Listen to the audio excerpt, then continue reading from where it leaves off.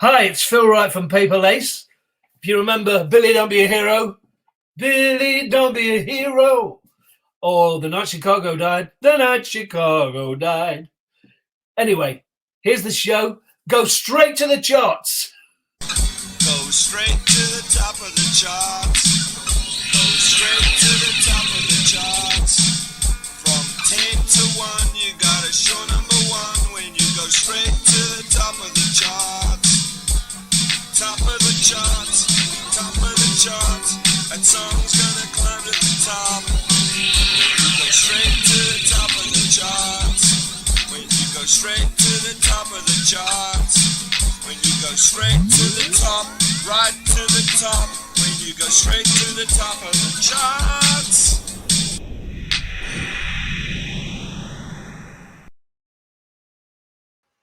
A big welcome to everybody there. It's such a pleasure to have Phillip, right? It's Plastic EP and the sensational Sabine. I gotta tell you, Phillip, if there's two songs in the 70s that really made an impact, it was Billy Don't Be a Hero, and every Australian in Australia was singing that song, and they still do. You got no idea. When I hear it on the radio, my ears just open up. And The Night Chicago Died, two of the most fantastic songs ever created and sung. Excellent. I'm glad you still remember them. Are you aware of the impact that these songs have on people around the world? Yeah, I think so. They've always been very popular. They still are very popular in the States, where The Night Chicago Died was number one, and Australia, where we actually we got a gold album in Australia. Yeah. Mm-hmm. Well, I got to say, Phil, both songs, Billy Don't Be a Hero and The Night Chicago Died, were both number ones. So that really shows how much Australia loves you. And you toured not long ago here in Australia. When was that? Yeah, 2017. Great. I love Australian audiences. Absolutely amazing. Can I ask you something, Phil? Would you think about coming to live in Australia? Because we love it down here. To live. That might be difficult, but I would at one stage I did consider moving to Australia. Well, let me tell you, things down here are fantastic. Anyway, I want to hand you over to the fantastic Sabine, who's going to tell you about your great chart success. Take it away, Sabine. Hi, Phil. Hello. Well, yeah.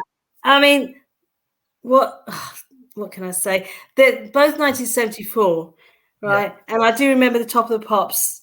I'm not old. Well, I'm old enough to remember those times, and love Top of the Pops on Thursday nights, and so yeah, Billy Don't Be a Hero, number one, as Plastic said, and then gold and silver disc galore for that. The same thing for The Night Chicago Died, USA number one, Australian Ireland, yeah, and UK, again, gold and silver disc galore. I mean, wow, So, and they're still being heard on lots of radio stations I hear over, in the UK, because I tune into a lot of radio stations, and you probably are aware of quite a few.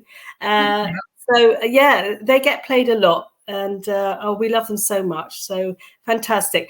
Could you just give a little kind of synopsis about the stories behind the songs for those who are not quite, don't know the background stories?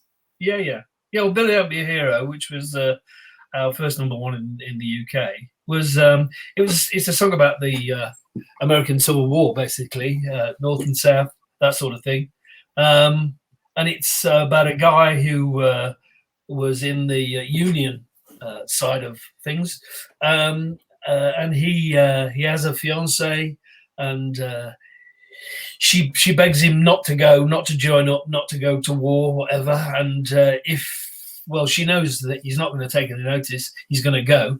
But she says that basically her parting words were, "Don't be a hero," sort of don't volunteer for anything. Just come back to me, because then they can get married. And he goes off, and at the first opportunity, when he's asked to sort of volunteer for something, he puts his hand up, and he does. He has to go and find some. The story is that they're in an enclave fighting, and they need some reinforcements. And the sergeant says, put your hand up. I'm looking for a volunteer to go and find us some reinforcements. And Billy's hands the first one up, and he rides off. And unfortunately, it doesn't actually say that he gets killed, but the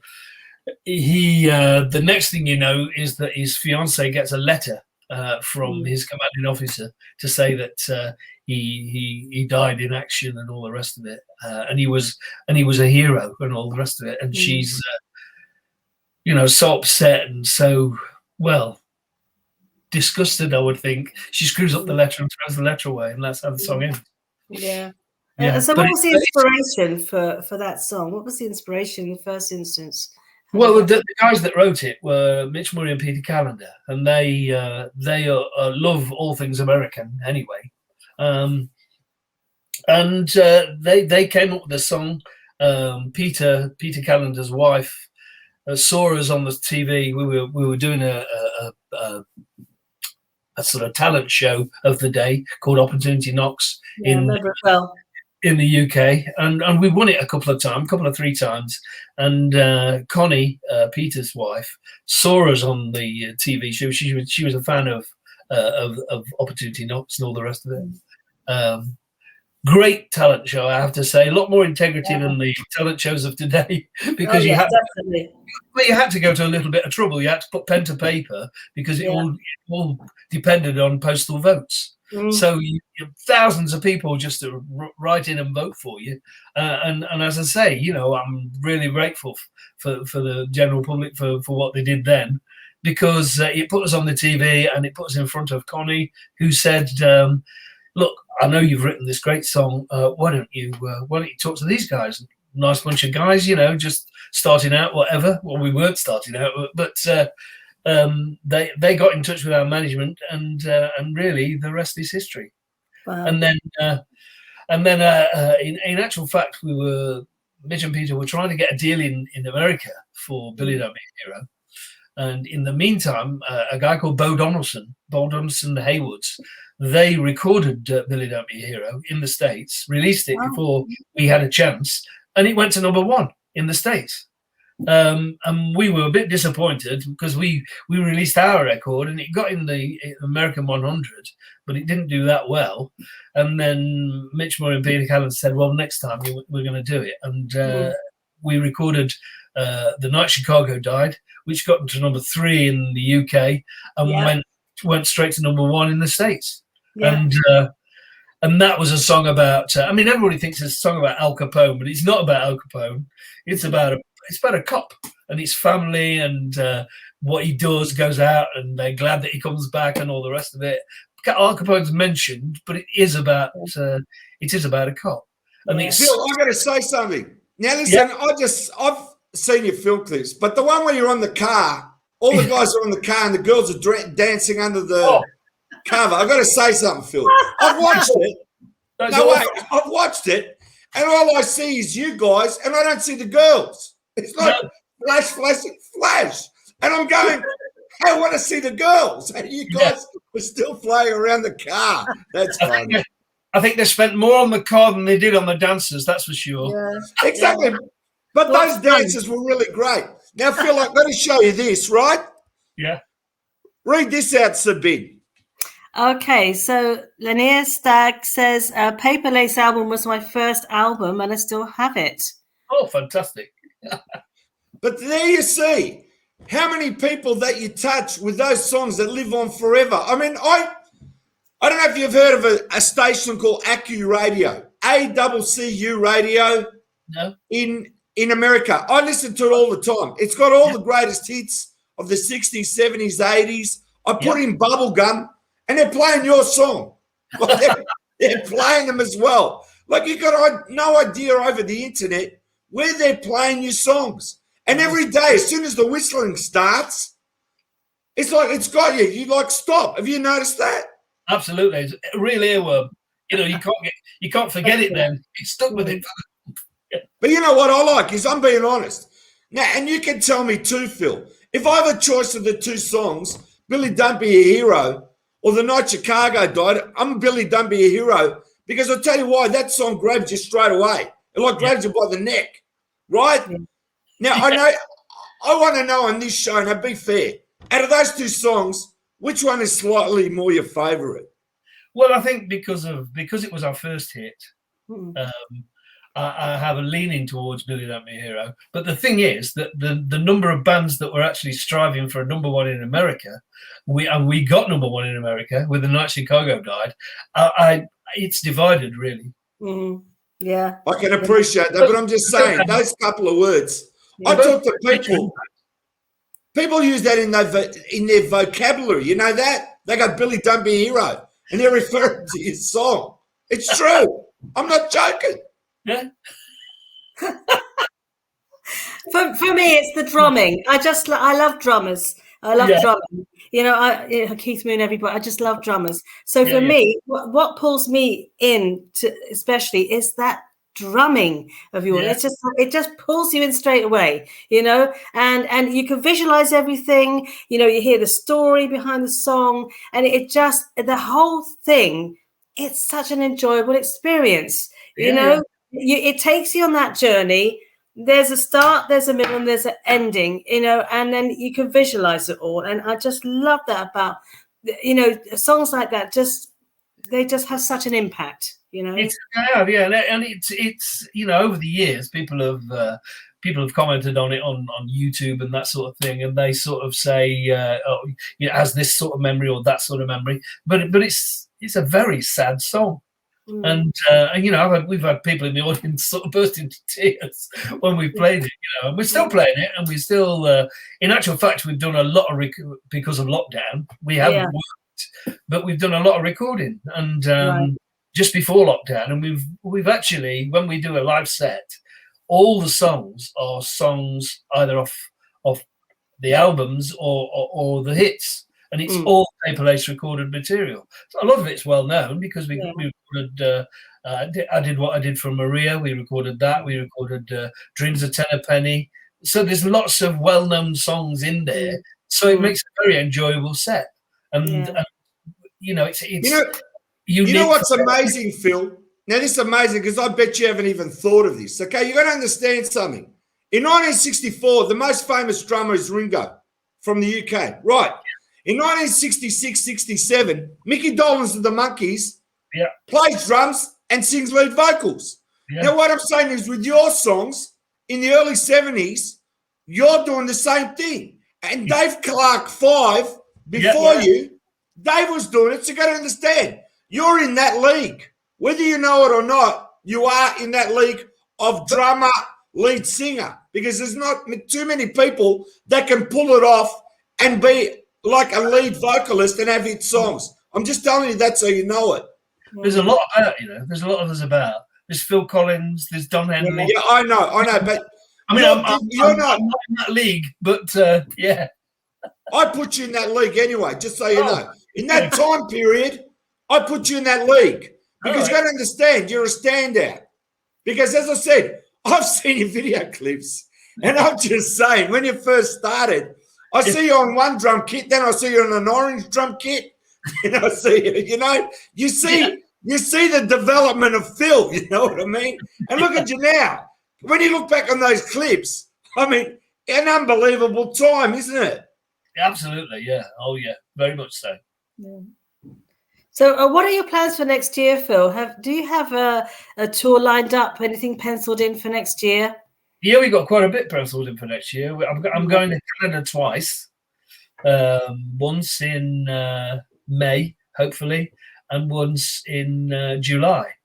Right. Because I do a bit of a stint with another band. I play drums for a band called the Tremolos, and so they're going to Canada in a 60s sort of thing, and then the program of the venue switches to 70s, and we're going out there with Paper Lace. Right. What about UK? We're doing a lot of the 70s sort of holiday weekend things, right? You know, Woodlands and that sort of thing. Yeah. A couple of festivals lined up. I think there's one in Worcester. The Worcester Sunshine Festival. I think that's coming off, and we're hopefully going to do that. But then we've got I'm just talking to a guy at the moment. We're talking of doing a tour of Ireland, Southern Ireland and Northern Ireland, and France, as it happens, with the Rubettes and excellent, and the equals. Yeah. So it's going to be paper lace Rubettes equals, and that should be a great tour. I'm going. Well, Phil, I want to say sugar baby love, sugar baby love. Now, see if you can answer this question, right? Read that out, Sabina. Let's see if we can solve this thing. Go. Okay, so George, my father, who is from Italy, had a version of The Night Chicago Died sung in Italian. I still have the 45 single. Wow, that's amazing, yeah. That's George Liberty, yeah. Who do you think did the vocals on that? Some Italian people. It wasn't me. No, but I'm saying, are you aware of that single, Phil? No, not at all. Well, there you go. That's something you learn on this show. Absolutely. Yeah, every day's a teacher, yeah. Hey, that's a world first. Now, listen, I heard you talk to someone about how they got the name Paper Lace. It came from your piano player, and you were talking about paper cutout and whatever. So I want to put it to you a different way. Did it come from origami? You know, origami, they put the paper together. That's what they call it, isn't it? It's not origami, no. It's actually paper tearing. Well, you don't tear paper in origami. You fold the paper into four, whatever, and then you rip little bits out of it. When you open it up, it's a doily. Yeah. Gotcha. Yeah, I used to do that at school. Yeah, remember that. Yeah. I only know about origami. That's why I just said that. I'm an origami fan, actually. I do a little bit, dabble. Yeah. And you know that stuff they use for cooking? They call that origami too, don't they? What is it called? Oregano. Yeah, that's right. That's right.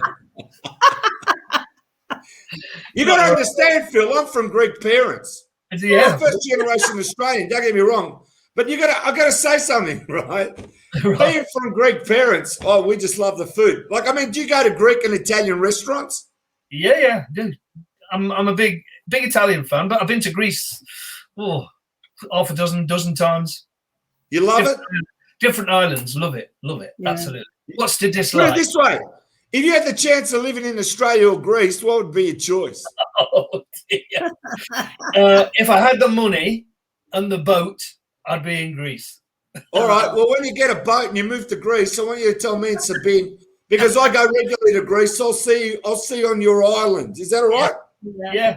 No, how about 2019, I went to Santorini.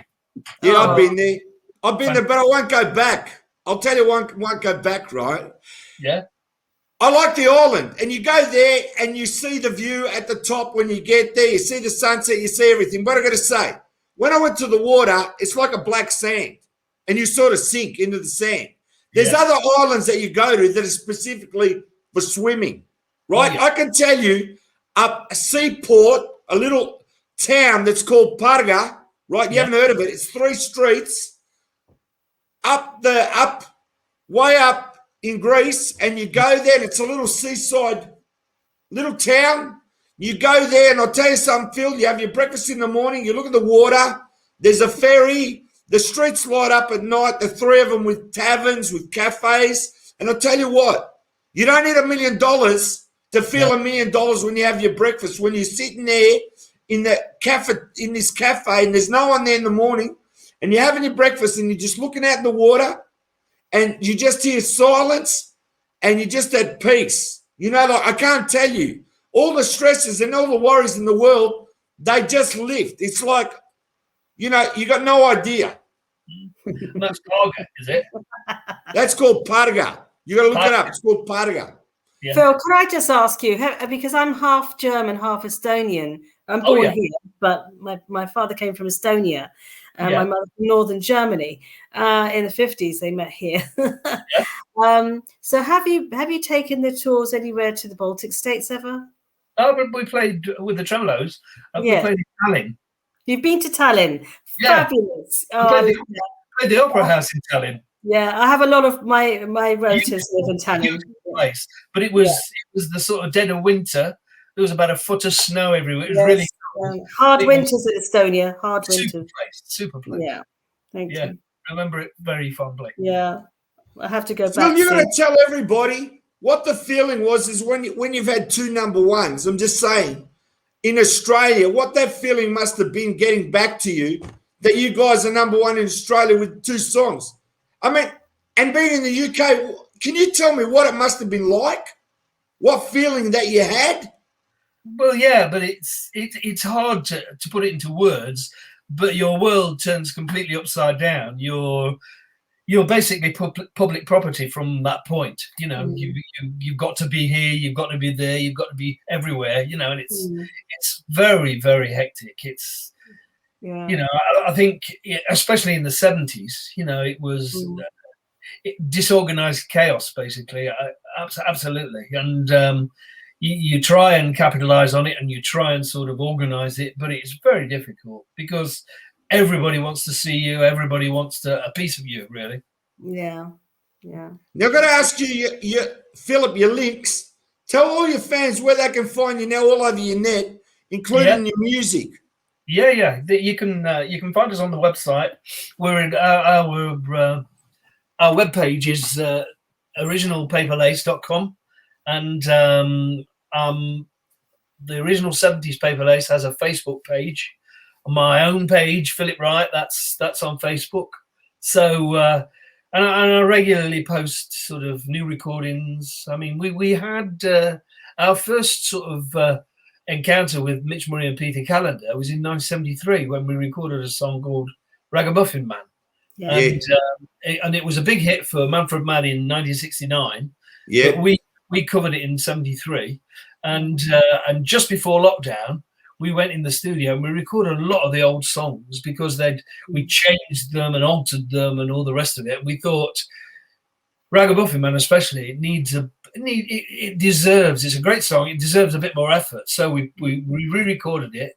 And it turned out really well. And we've got one or two stations over in the UK. One in particular is United DJs Radio. Yeah. And they've been playing it, and it got to number 4 in their chart. Yeah. I think it's number 12. I think it's still about in the 20s, something like that. But it was really well received. So I'm in the process of putting a couple more songs together that we did at the same recording session. Yeah, I'm going to plug Heritage Chart as well because I know Mike Reed and all the guys. And I regularly tune into UDJ. I know Tony Prince and all the guys there. Oh, yeah. And so, I'm well in with that chart. I'm well in with the Heritage Chart. And, yes. And the same with Phil Hendricks. Oh, right. Yeah. Okay. That's our guitarist. He's brilliant. He's absolutely brilliant. I think he's got 3 songs. One the Automatics have recorded one of his songs. Yeah. And he's got a couple of songs in, and his daughter Carla's in there. Carla's doing very well. Yeah, absolutely. Very well. Yeah. So yes, and he's going to be playing with Merrill Osmond too soon. When Merrill comes over in June. So Phil's busy, but so how did that connection happen with Phil playing, performing? Well, it was strange, we Cliff and myself. Cliff is the other original member, the bass player. We've been together for so many years, we decided to sort of rejuvenate everything, get 2 new guys in about 2008, something like that, and. I was talking to Phil Hendricks because he knew that the albums were being re-released on CD in about 2010. So in 2008, I was speaking to him on the phone, and he said because he also writes sleeve notes for various artists for Cherry Red Records, and he was doing some sleeve notes, and he said, "Do you mind if I ring you up from time to time? Because I've noticed that most of the information on your albums it's inaccurate, and I'd like to get it firsthand and put the right things and the right sleeve notes on these discs." And I said, "Yeah, no problem at all, no problem at all." And then in about 2009, I think, about a year later, I joined Facebook and the obligatory sort of Facebook. If you talk to somebody, they get a friend request from you, and he said, and he got in touch and he said. Oh, he says, nice to see you on Facebook. He said, what are you doing now? And I said, I'm putting the band together. I said, we were looking for a guitarist singer. And he said, I do a bit of that. And he said, oh, fantastic. I said, I'd like to know, we ought to meet up. So he lives in Lincolnshire, in Spalding. And I'm in Nottingham. So it's about 2 hours difference away. So I said, well, how about meeting halfway? So we met in Grantham in a coffee shop, and we sat there talking for about 3 hours, just talking and finding out about one another. I don't know about you. I said, but you are perfect for the band. I'd like you to join the band. We had a rehearsal, and I said to Cliff, I've got this guitarist, fantastic guy. Absolutely marvelous. So he's coming up for a rehearsal, and Cliff said, "What does he play like?" And I said, "I've got absolutely no idea." I said, "I haven't heard him play, but he's a great guy. He cannot be bad. He cannot be bad." And we had this rehearsal, and Phil he's just great. He did all his homework. We went in, and it just dropped in, and we were doing some vocals, and the guy that owned the rehearsal rooms, he came in and he said, your harmony blend, he said, it's superb. He says, how long have you been together? And I said, 9:15 this morning. So it was all, it was just, look, I mean, he's a super guy. He's one of my best mates. Yeah, he's great. He's a super guy. And Dave Major, who's the keyboard guy, he joined some time later. And it's a really happy band. We've all got the same sort of feeling. It's just a great thing when we get together and we do a performance. It's superb. It's really good. But during lockdown, though, Phil, have you done any streaming gigs? Because we all don't have any live music. It's coming back. Outside gigs, socially distanced. I'm going to a few next month. But the thing is, a lot of artists and bands have been doing gigs online, streaming. I know, yeah. I've sort of steered away from that. Okay. Because there's so many people doing it. Yeah. We'll concentrate on doing bits of recording, passing tracks around the internet and all the rest of it. We'll concentrate on that. And then when we come back, we'll feel refreshed. Yeah. We're revving up for the tours next year. You've got lots of that's right. Yeah. Yeah. Excellent. Looking forward to Phil, that. I want to say thank you so much for being on. Go straight to the top of the charts. Don't leave. We want you to stay there for a minute.